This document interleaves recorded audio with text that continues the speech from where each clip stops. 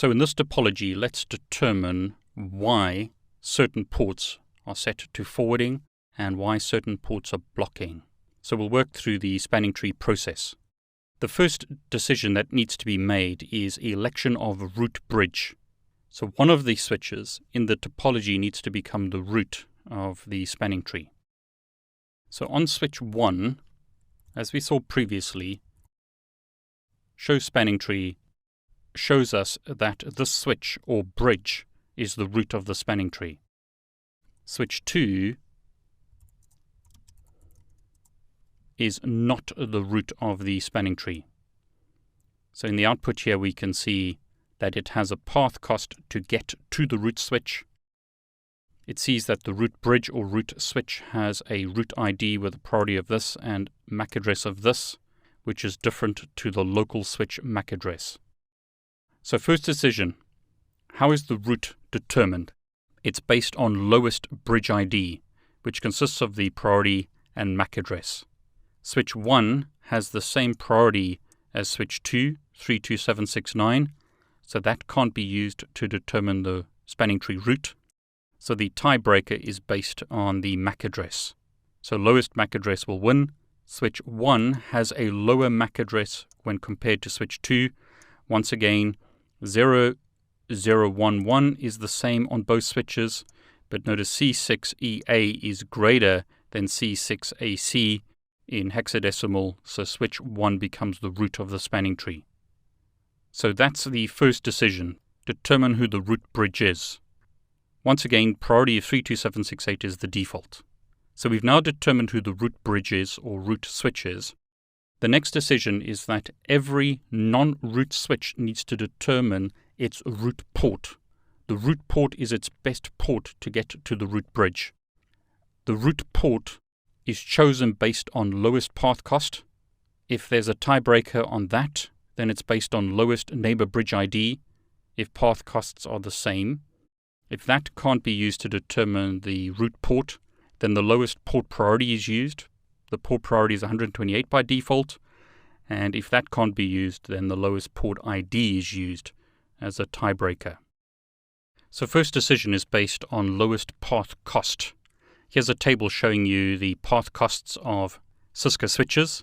They are either based on a 1998 IEEE cost or 2004 IEEE cost. In the 1998 cost values, a 10 meg link has a cost of 100, 100 meg 19, 1 gig 4, and 10 gig 2. In the IEEE cost in 2004 and later, the costs change to the following. So in our topology, we have gig interfaces on the switches. And if we look at the path cost of various ports, notice the value associated is 4. So these gigabit links have a path cost value of 4, which means that the switches are using the old path cost method to determine the best path to a destination. Now the first decision is to determine the root port based on the path cost. In this topology, we have gigabit 00 connected directly to switch 1. Gigabit 01 is also directly connected to switch 1. Gigabit 03 is connected to a hub, which in turn is connected to switch 1. So the path cost of gigabit 03 would be 8 if there was a switch connected here, but at the moment the path cost is 4 because we have a hub instead of a switch. So we have 3 ports with the same path cost to get to switch 1. On switch 2 we can type show spanning tree root as an example, and we can see that gigabit 00 was chosen as the root port to get to switch 1, but that couldn't have been determined based on the path cost. It would need to be determined based on something else. So once again, shows spanning tree. So on switch 2, it's chosen gigabit 00 as its root port. Can path cost be used to determine the best path to the root bridge based on its port numbers? And the answer is no. The path cost of this link is 4, the path cost of this link is 4, the path cost of this link is 4, but that can't be used as the determining factor. So the next choice is neighbor bridge ID. Now in this example, switch 2 is connected to switch 1 on 2 ports that are directly connected to switch 1. So the neighboring bridge ID on both these ports is the same, so that cannot be used as the tiebreaker. The next decision criteria is based on priority, but the priority of the ports are the same, so that can't be used as a tiebreaker. So the port number is used as the tiebreaker. 1 is a lower number than 2, so hence gigabit 00 is chosen as the root port in this topology. Now once the root ports are chosen, on a per segment basis, a designated port needs to be chosen. The easiest way to work this out is imagine that you have a PC in the middle of this cable, and it needs to get to the root bridge using either the port on the left or the port on the right. So if I had a PC in this topology, which port would it use to get to the root bridge? And hopefully it's fairly obvious that this port is closer to the root bridge than this port.